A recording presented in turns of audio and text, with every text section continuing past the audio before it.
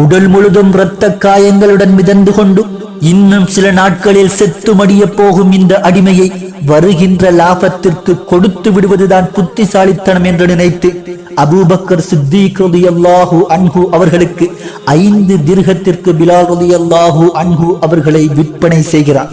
பிலால் ரலியல்லாஹு அன்ஹு அவர்களை விடுதலை செய்து அழைத்து செல்வதற்காக திரும்பும் அபூபக்கர் சித்தீக் ரலியல்லாஹு அன்ஹு அவர்களை பார்த்து உமையா சிரித்தவாறே சொல்கிறார், அபூபக்கரே, இந்த பிலாலிற்காக நீ 5 திர்ஹம் அல்ல, அரை திர்ஹத்தை கொடுத்து விட்டு கேட்டிருந்தாலும் இந்த பிலாலை உன்னிடத்தில் கொடுத்திருப்பேன். இவருக்காக 5 திர்ஹத்தை கொடுத்து உனது செல்வத்தை வீணடித்து விட்டாயே.